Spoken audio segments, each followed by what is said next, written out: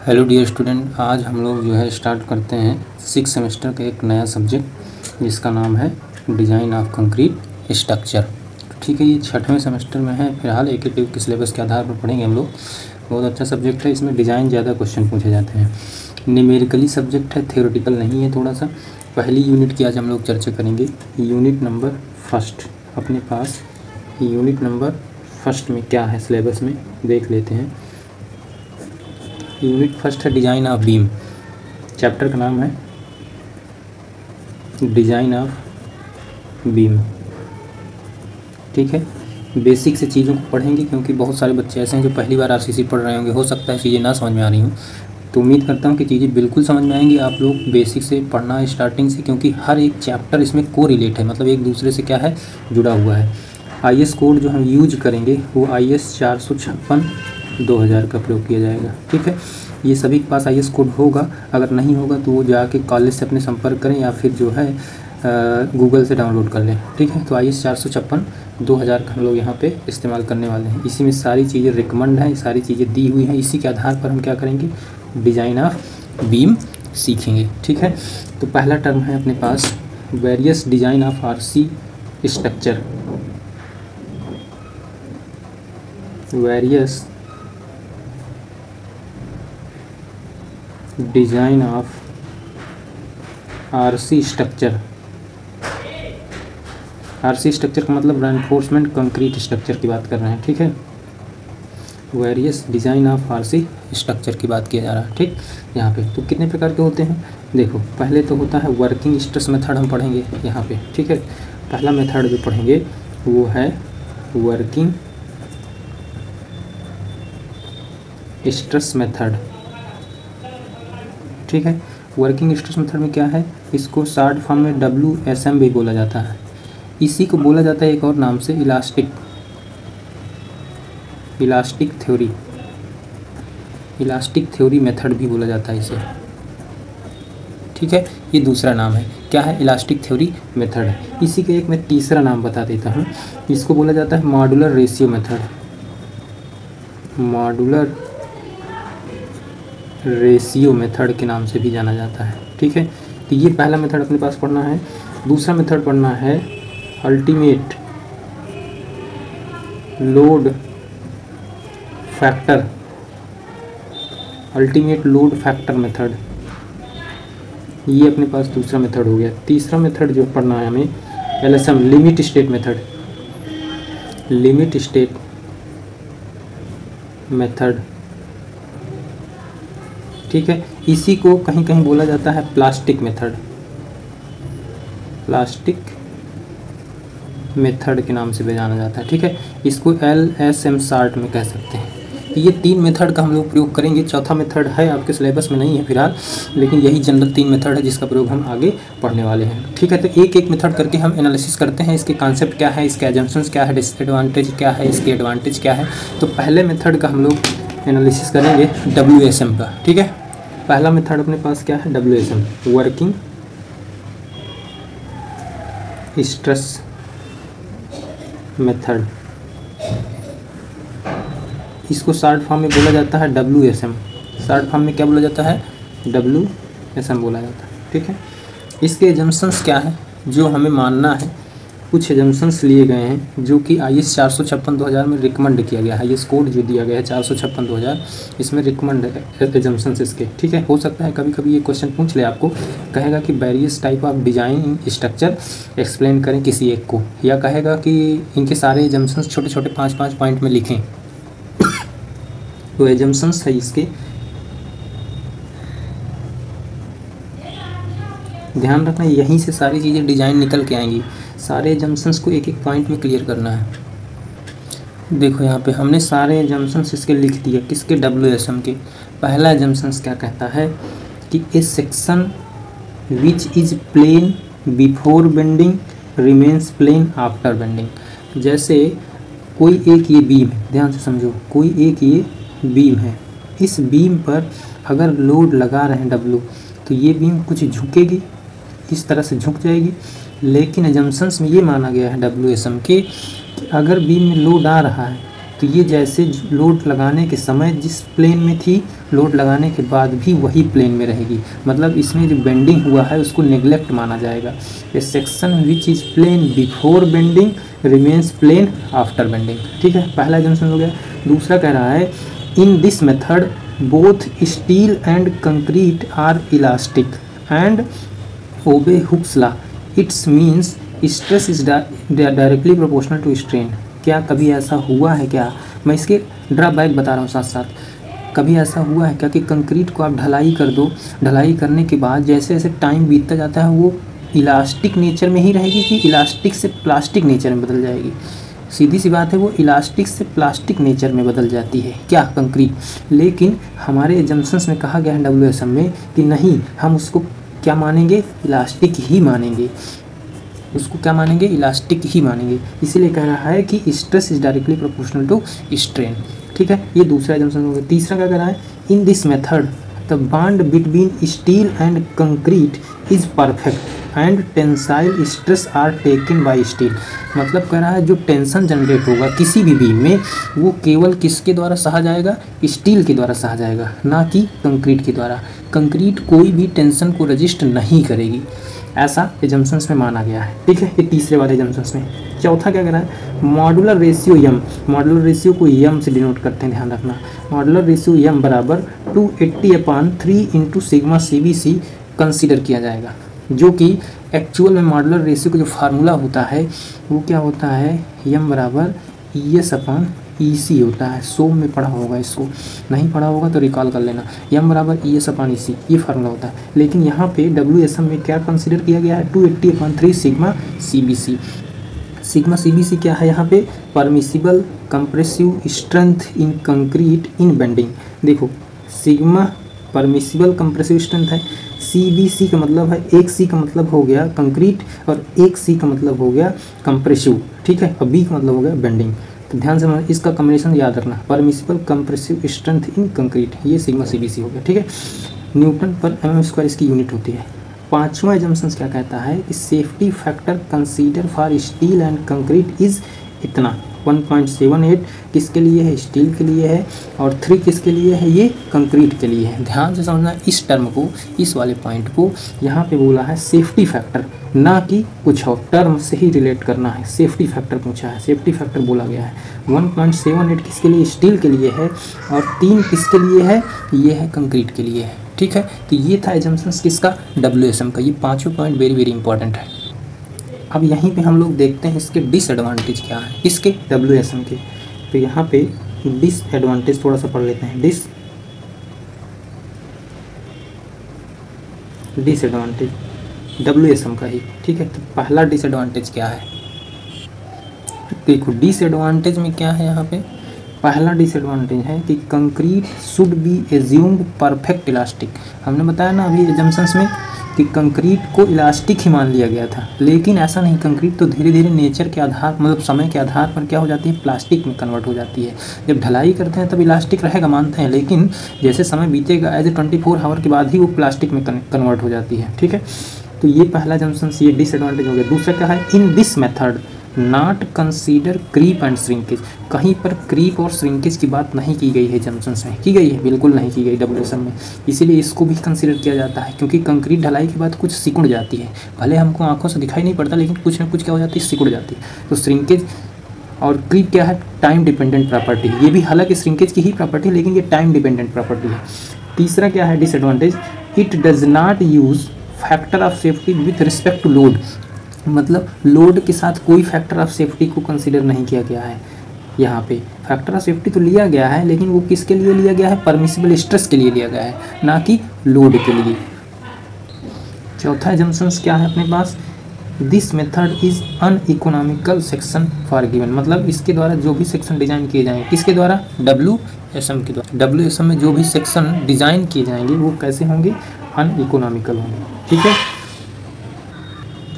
देखो डियर, अब हम लोग पढ़ेंगे दूसरे वाले मेथड की बात करेंगे।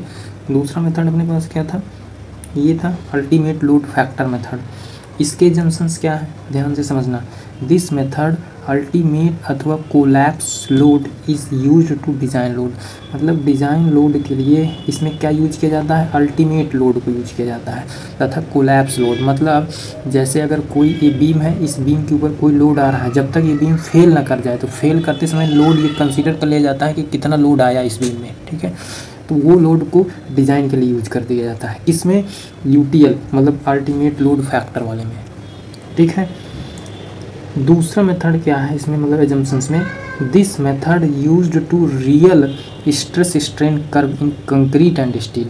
मतलब कंक्रीट और स्टील के लिए क्या यूज किया गया, real stress strain curve use किया गया। WSM में क्या था, एक एज्यूम्ड कर लिया गया था, लेकिन इसमें जैसे रियल स्ट्रेस स्ट्रेन कर्व जो कर्व ग्राफ बनता है स्टील और कंक्रीट का, उसमें रियल ग्राफ को यूज करके कैलकुलेशन किया गया है, किसमें, अल्टीमेट लोड फैक्टर मेथड में, ठीक है। तीसरा एजम्पशंस क्या है अपने पास, देखो तीसरा एजम्पशंस ये है कि लोड फैक्टर बराबर कोलैप्स लोड बटे वर्किंग लोड को कंसीडर किया गया है। लोड फैक्टर कैसे निकालते हैं इसमें, कोलैप्स लोड बटे वर्किंग लोड को डिवाइड करके लोड फैक्टर निकाला जाता है। चौथा क्या है assumptions, it is more economical as compare to WSM। मतलब जो WSM डिज़ाइन था उसके कंपेयर में ये वाला थोड़ा सा क्या है, उससे बेहतर है, लेकिन उतना अच्छा नहीं है। क्यों अच्छा नहीं है, क्योंकि उसके भी कुछ ना कुछ क्या है, ड्रॉबैक है, मतलब डिसएडवांटेज है। पहला क्या है disadvantage, no factor of safety are used. मतलब कहीं पर भी एजम्पशंस में फैक्टर ऑफ सेफ्टी की चर्चा नहीं की गई है। तो पहला डिसएडवांटेज ये हो गया, फैक्टर ऑफ सेफ्टी भाई लेना ही चाहिए मटेरियल स्ट्रेस में, ठीक है। दूसरा क्या है disadvantage, this method is not use to design purpose. मतलब इस मेथड का प्रयोग डिज़ाइन पर्पज़ के लिए यूज नहीं करते हैं, ठीक है, क्योंकि इसमें बहुत सारी कमियां हैं जो इसने कंसीडर नहीं किया है, ठीक है। इतनी बात समझ में आ गई होगी। तीसरा पॉइंट क्या है, this method is not consider collapse and serviceability of the structure. मतलब स्ट्रक्चर चाहे गिर जाए लेकिन उसकी सर्विसिबिलिटी को इसमें बिल्कुल ध्यान नहीं दिया गया है, किसमें, अल्टीमेट लोड फैक्टर मेथड में। तो ध्यान देने वाली बात यह है कि जो तीसरा मेथड अपने पास बन के आता है, तीसरा कौन सा बन के आता है अपने पास, तीसरा मेथड LSM बन के आता है। LSM का मतलब क्या हमने बताया था, लिमिट स्टेट मेथड। तो मतलब जो WSM में कमियां थी, जो अपने पास अल्टीमेट लोड मेथड में कमियां थी, इन दोनों कमियों को कंसीडर करते हुए क्या बनाया गया, LSM बनाया गया। तो LSM किसके लिए, मतलब डिज़ाइन पर्पज़ के लिए क्या होगा, बेहतर ही होगा। मतलब इन दोनों में जो डिसएडवांटेज था उन दोनों को इसमें क्या कर दिया गया, कंसीडर कर लिया गया। देखो भैया LSM के एजम्पशंस में क्या है, हमें क्या पढ़ना है कि इन this method this is most economical. पहली बात तो ये कैसा मेथड है, मोस्ट इकोनॉमिकल मेथड है, ठीक है। इसका एजम्पशंस क्या कहता है, मोस्ट इकोनॉमिकल मेथड, ठीक है। Method to design ultimate strength of the structure. मतलब किसी भी स्ट्रक्चर के अल्टीमेट स्ट्रेंथ के लिए यह मेथड कैसा रहेगा, बढ़िया मेथड रहेगा, ठीक है, पहली चीज़। दूसरा क्या है, this method is combination of WSM। मैंने बताया था ना अभी पीछे कि combination of WSM and combination of ultimate load method. मतलब जो हमने दो मेथड पढ़ लिए उन दोनों में जो कमियाँ थी उसको इस मेथड में क्या कर दिया गया, सुधार लिया गया, ठीक है। तीसरा क्या एजम्पशन कहता है, in this method two important limit state of consider, two important limit state considered. वो कौन सी इम्पॉर्टेंट लिमिट स्टेट है, पहला है लिमिट स्टेट ऑफ कोलैप्स। मतलब स्ट्रक्चर जब भी कोलैप्स होगा उसके जस्ट पहले आपको क्या करेगा, संकेत देगा। इसने कहा, LSM ने कहा। तो सीधी सी बात है, जैसे कोई भी स्ट्रक्चर बन गया 100 साल उसकी लाइफ है, तो 100 साल के पहले अगर वो हमें बता दे कि भाई साहब आप निकल जाइए हम गिरने वाले हैं, तो आप क्या करोगे, निकल जाओगे। मतलब अचानक से कोलैप्स नहीं करेगा, ठीक है। तो ये कोलैप्स की सर्विसिबिलिटी को क्या ध्यान दिया गया, किसमें, LSM में, ठीक। लिमिट स्टेट ऑफ सर्विसिबिलिटी, मतलब सर्विसिबिलिटी को भी ध्यान दिया गया। अभी सर्विसिबिलिटी क्या है, कोलैप्स क्या है, जब LSM के डिज़ाइन करेंगे तो वहाँ बताया जाएगा, ठीक है। दिस मेथड, चौथा क्या है junctions, this method is used for partial factor of safety. WSM में क्या यूज किया गया था, फैक्टर ऑफ सेफ्टी, लेकिन यहाँ पे क्या यूज किया गया, partial factor of safety use किया गया। किसके लिए, to design load and stresses के लिए। यहाँ पे partial factor of safety, WSM में फैक्टर ऑफ सेफ्टी यूज किया गया। अच्छा, वहाँ WSM में देखो, रिमाइंड करो चीज़ों को कि पार्शियल फैक्टर ऑफ सेफ्टी के लिए स्टील और कंक्रीट के लिए जो सेफ्टी फैक्टर था वहाँ पे क्या था, 1.78 और 3 था। लेकिन यहाँ पे LSM में क्या है कि 1.15 है और 1.50 है, ये दोनों में डिफरेंस है। अब दूसरा डिफरेंस क्या है, पार्शियल सेफ्टी फैक्टर यूज किया गया, वहाँ पे सेफ्टी फैक्टर, यहाँ पे पार्शियल सेफ्टी फैक्टर। दोनों टर्म को कोरिलेट करके याद करना, सारे जम्स याद हो जाएंगे। ये क्वेश्चन हो सकता है थ्योरी में लिखने के लिए ज़रूर पूछा जाएगा, ठीक है। ये बहुत बड़ा क्वेश्चन था एज ए थ्योरी कॉन्सेप्ट के आधार पर। तो आगे हम लोग पढ़ते हैं। देखो dear, as per 456/2000 IS 456, IS का मतलब इंडियन स्टैंडर्ड, ठीक है। IS 456/2000 permissible stresses. अब ये परमिसिबल स्ट्रेसेस क्या है, ये हम WSM की बात कर रहे हैं। अब यहाँ से हम सारे डिज़ाइन में किसकी बात करेंगे, WSM की बात करेंगे। ध्यान से समझना, ये बड़े बड़े जो फार्मूले आपको आगे चल के याद नहीं करना पड़ेगा, मैं यहीं से बेसिक से स्टार्ट कर रहा हूँ। देखो, आपने कंक्रीट में क्या पढ़ा, ग्रेड ऑफ कंक्रीट पढ़ा। क्या पढ़ा, ग्रेड ऑफ कंक्रीट, ठीक है। कौन कौन से ग्रेड पढ़ा, जैसे आपने पढ़ा M10 का पढ़ा होगा, फिर M15 का पढ़ा होगा, फिर M20 का पढ़ा होगा, फिर M25 का पढ़ा होगा, फिर M30 का पढ़ा होगा। इतने सारा इस तरह से ग्रेड आपने पढ़ा होगा। M7.5 से स्टार्ट होता है, हालांकि ये आगे की तरफ बढ़ता जाता है, लेकिन हम M10 से आपको बता रहे हैं, ठीक है। अगर आपसे क्वेश्चन में कहा जाए कि M10 के लिए सिग्मा CBC की वैल्यू बताओ। सिग्मा CBC क्या है, हमने पीछे बताया था ना, परमिसिबल स्ट्रेस है। किसके लिए, बेंडिंग के लिए। किसके लिए, कंप्रेशन के लिए। Permissible stress in bending for compressive stress, ठीक है।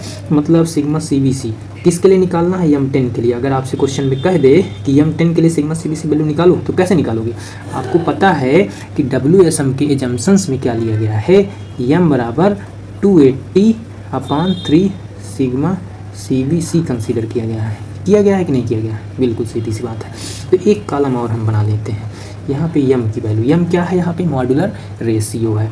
हमने बताया था कि अगर M10 ग्रेड की कंक्रीट है, इसका मतलब क्या होता है, इसका मतलब ये होता है कि M10 का मतलब है कि 28 दिन में जो कंक्रीट के क्यूब की जो स्ट्रेंथ होगी वो 10 Nm/mm² होगी, ठीक है। ये स्ट्रेंथ है। अगर इस स्ट्रेंथ में फैक्टर ऑफ सेफ्टी से भाग दे दें, ये स्ट्रेंथ किसकी है, ये कंक्रीट की है। कंक्रीट का क्यूब है कि नहीं है अपने पास, स्टील का तो है नहीं कोई।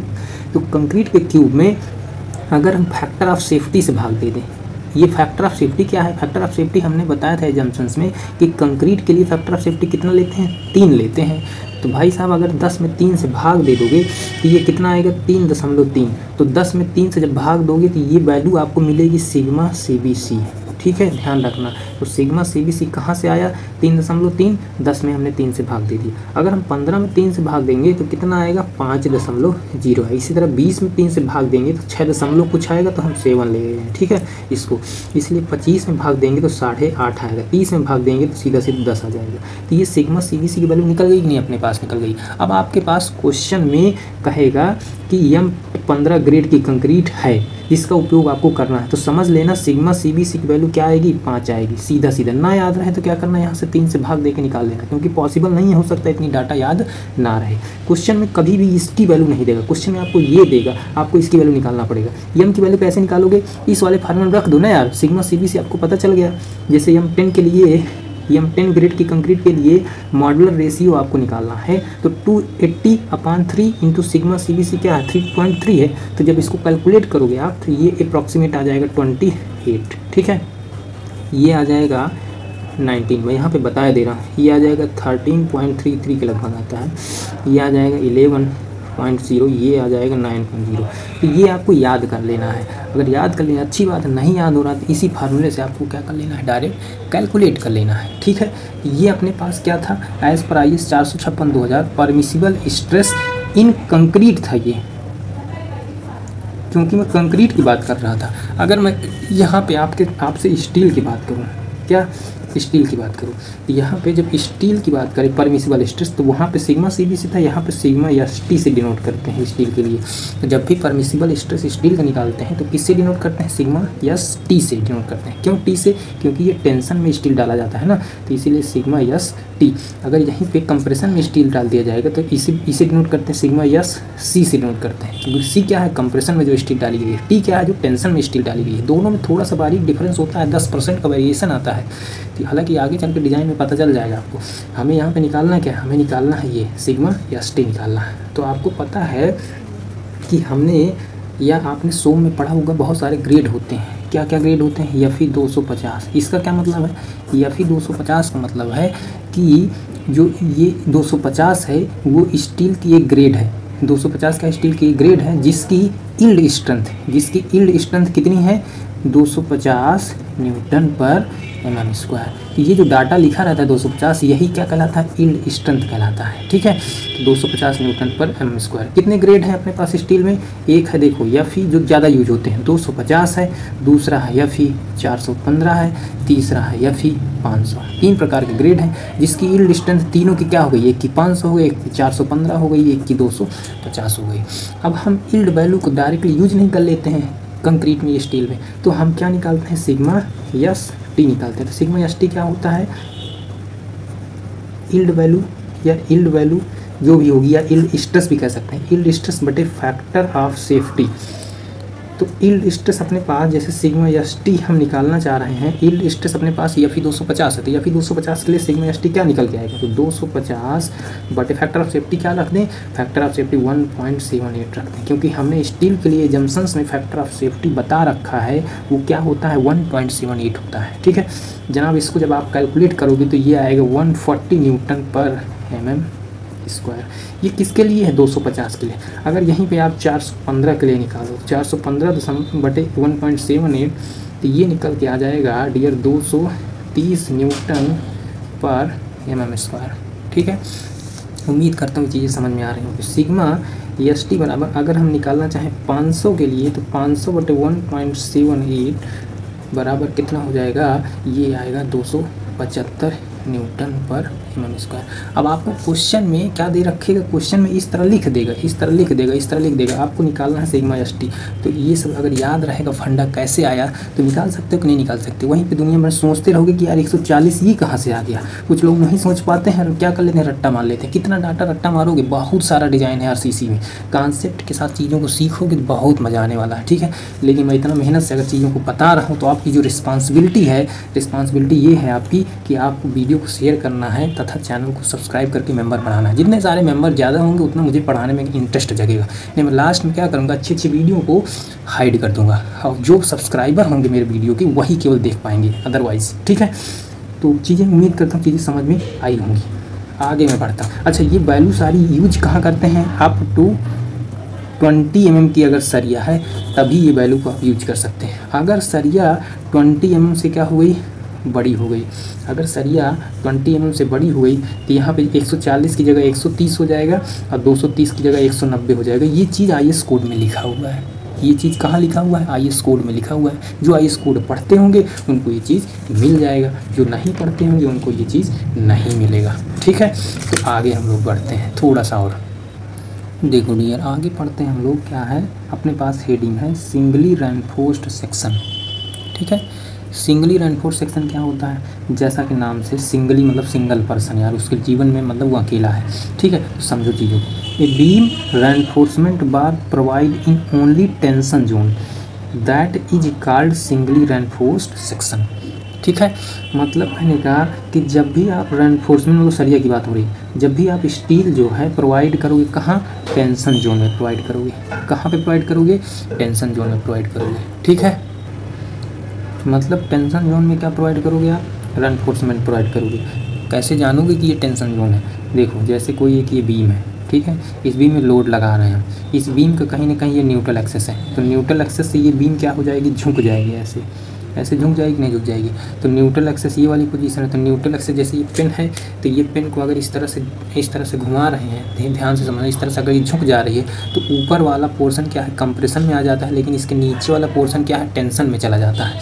इसीलिए अगर हम इस बीम पे एक क्रॉस सेक्शन यहाँ से कट कर लें, जैसे ध्यान से समझ लो, जैसे हमने कोई एक बीम बना दिया, ठीक है, इस बीम में हमने ये क्रॉस सेक्शन कट कर लिया बीम का, ठीक, तो ये है अपने पास न्यूट्रल एक्सेस, ये है अपने पास न्यूट्रल एक्सेस। तो बीम के जो नीचे वाला पोर्शन होगा यहाँ पे हम क्या कर देंगे, सरिया प्रोवाइड करा देंगे। यही अपने पास क्या है, टेंशन जोन है, यही अपने पास क्या है, टेंशन जोन है। तो यहाँ पे हम रेनफोर्समेंट डाल दिया। अब ध्यान से समझो, ये बीम का एक क्रॉस सेक्शन है, बीम का ये क्या है, क्रॉस सेक्शन है बीम का। तो इस क्रॉस सेक्शन में बीम की ये वाली हो गई चौड़ाई, जिसे ब्रेड्थ ऑफ द बीम कहा जाता है। बीम की ये वाली हो गई टोटल डेप्थ, टोटल डेप्थ जिसे क्या कहते हैं। अच्छा देखो, ये न्यूट्रल एक्सिस से नीचे वाले पोर्शन को टेंशन जोन, न्यूट्रल एक्सिस से ऊपर वाले पोर्शन को कंप्रेशन जोन। मतलब यहाँ पे मैं कंक्रीट डाल देता हूँ, ठीक है, यहाँ पे क्या डाल देता हूँ, ये कंक्रीट, तो ये हो गया अपना कंप्रेशन जोन, ये हो गया अपना टोटल टेंशन जोन। ठीक है, इतनी बात समझ में आ गई। कंप्रेशन जोन के टॉप वाली लाइन को extreme fibre of compression zone बोला जाता है, टेंशन जोन के सबसे बॉटम वाली लाइन को extreme fibre of tension zone बोला जाता है। इसका मतलब अगर ये टोटल डेप्थ को हम रिप्रेजेंट करें, परिभाषित करें, तो क्या कह सकते हैं कि ये टोटल डेप्थ क्या है इस बीम में, extreme fibre of compression zone to extreme fibre of tension zone के बीच की जो वर्टिकल डिस्टेंस होती है उसे क्या बोलते हैं, कैपिटल डी। कैपिटल डी क्या है, टोटल डेप्थ है। ठीक है, उम्मीद करता हूँ चीज़ें समझ में आ रही होंगी। अब ये है अपने पास, इसे बोला जाता है AST, मतलब एरिया ऑफ स्टील। ये जो रेनफोर्समेंट डालेंगे क्या, एरिया ऑफ स्टील। यहाँ से यहाँ तक की दूरी को क्या बोला जाता है, यक्स बोला जाता है। अब एक बात बताओ, इसका जो न्यूट्रल एक्सिस होगा, इसका जो CG होगा, इसका जो सेंटर ऑफ ग्रेविटी होगा सरिया का, क्योंकि सरिया का डायामीटर समान है, तो इसका जो CG होगा वहाँ से इसके बीच की दूरी को क्या कहते हैं आप बता सकते हो, क्योंकि टॉप से ये वाली दूरी D होती है, टॉप से ये वाली दूरी क्या होती है, D होती है, स्मॉल d। स्मॉल d को बोला जाता है इफेक्टिव डेप्थ। क्या बोला जाता है, DE का मतलब क्या है, इफेक्टिव डेप्थ। ठीक है, तो ये क्या हो जाएगा, DE में से अगर हम x को घटा दें, DE में से x को घटा दें, तो ये क्या निकल जाएगा, न्यूट्रल एक्सिस से ये वाली जो दूरी है वो निकल के आपको आ जाएगी। ठीक है, ये चीज़ समझ में आ रही होगी, मैं रेड पेन से किए दे रहा हूँ। ठीक है, ये वाली हाईलाइट डिस्टेंस। ठीक, ये वाली दूरी को क्या बोलते हैं, इसको बोला जाता है, मतलब ये जो सरिया पड़ी है इसके सेंटर से और बॉटम के बीच की दूरी को बोला जाता है इफेक्टिव कवर। क्या बोला जाता है, इफेक्टिव कवर बोला जाता है भाई साहब। ये एक सेक्शन था।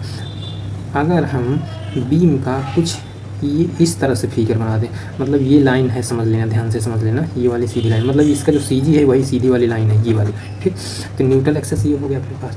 तो यहाँ पे स्ट्रेन एट कंप्रेशन, यहाँ पे strain at tension, E strain at yes, strain at C का मतलब होता है कंप्रेशन, यस का मतलब होता है टेंशन। ये किक स्ट्रेन है, तो इस तरह का जो डायग्राम बनेगा आपको क्या कहलाएगा, स्ट्रेन डायग्राम, स्ट्रेन डायग्राम। ठीक है, अगर यहाँ पे हम कह दें ये है अपने पास न्यूट्रल एक्सिस, ये इस तरह का जो डायग्राम बनता है वो स्ट्रेस डायग्राम बनता है। ये क्या कहलाता है अपने पास, स्ट्रेस डायग्राम, क्योंकि ये टेंशन जोन है तो ये आ जाएगा सिग्मा ST यहाँ पे आ जाएगा। ठीक है, अब ये है कंप्रेशन जोन, तो सिग्मा CBC आ जाएगा, क्योंकि स्ट्रेस है। अब ये दोनों का टर्म क्या है, स्ट्रेस है। ये अपने पास न्यूट्रल एक्सिस है ही है। उम्मीद करता हूँ समझ में आ रहा होगा। अगर इन दोनों को हम कंबाइंड कर दें, इन दोनों क्या कर दें भाई साहब, कंबाइंड कर दें, तो जब इन दोनों को आप कंबाइंड करके बनाओगे तो कुछ डायग्राम इस तरह से बनेगा। इसको डॉटेड कर दो, ये लो भाई, तो ये इक्विवेलेंट किसका, स्ट्रेस और स्ट्रेन डायग्राम हो गया, equivalent stress and strain diagram हो गया। तब यहाँ पे जो आएगा सिग्मा ST/m आता है। यहाँ पे ध्यान रखना, ये very very very important diagram है। ये आ जाएगा अपने पास क्या, सिग्मा ST/m इसके बॉटम में, किसके बॉटम में, टेंशन वाले के बॉटम में, और कंप्रेशन वाले के टॉप पे क्या आ जाएगा, सिग्मा CBC आ जाएगा। और ये दूरी x आपने पीछे कहा था, तो ये वाली दूरी कितनी हो जाएगी, D - x हो जाएगी। लो भाई, ये डिस्टेंस भी पता चल गई, ये कितना परमिसिबल स्ट्रेसेस हैं यहाँ पे टॉप फाइबर पर, ये भी आपको पता चल गया। ये ध्यान रखना चीज़ों को, बिना इसके आगे डिज़ाइन नहीं कर सकते हो, बिना इसके आगे फार्मूला डराइव नहीं कर सकते हो। इसीलिए मैं चीज़ों को बेसिक से बता रहा हूँ, एक एक चीज़ें समझा रहा हूँ। ठीक है, उम्मीद करता हूँ चीज़ें आपको समझ में आ गई होंगी। ये कैपिटल D क्या है, ये स्मॉल d क्या है, ये x क्या है, ये D - x क्या है, इफेक्टिव कवर क्या है। इफेक्टिव कवर मतलब ये जो सरिया पड़ी होती है इसके सेंटर ऑफ ग्रेविटी से बॉटम के बीच की दूरी को क्या बोलते हैं, इफेक्टिव कवर बोलते हैं। लेकिन अगर सेंटर ऑफ ग्रेविटी ना लें, इसका बॉटम ले लें, तो ये होता है क्लियर कवर, ये होता है क्लियर कवर। क्लियर कवर आपको इस वीडियो के कमेंट में हमें बताना है कि जो कवर होता है वो बीम के लिए कितना लिया जाता है। IS कोड में ढूंढ के या फिर कहीं जहाँ मिल जाए आपको बताना है, कमेंट में आंसर देना है कि किसी भी सिंगली रेनफोर्समेंट बीम के लिए कवर कमान कितना लिया जाता है, जनरली कवर कमान कितना लिया जाता है। ठीक है, मिलते हैं अगले वीडियो में। अगर चीज़ें समझ में आ रही होंगी तो चैनल को सब्सक्राइब करें, मेंबर बढ़ाएं, तभी मुझे पढ़ाने में क्या होगा, मज़ा आएगा। ठीक है, तो मिलते हैं अगली वीडियो में बहुत जल्दी। तब तक के लिए इतना रिवीजन करें, गुड बाय।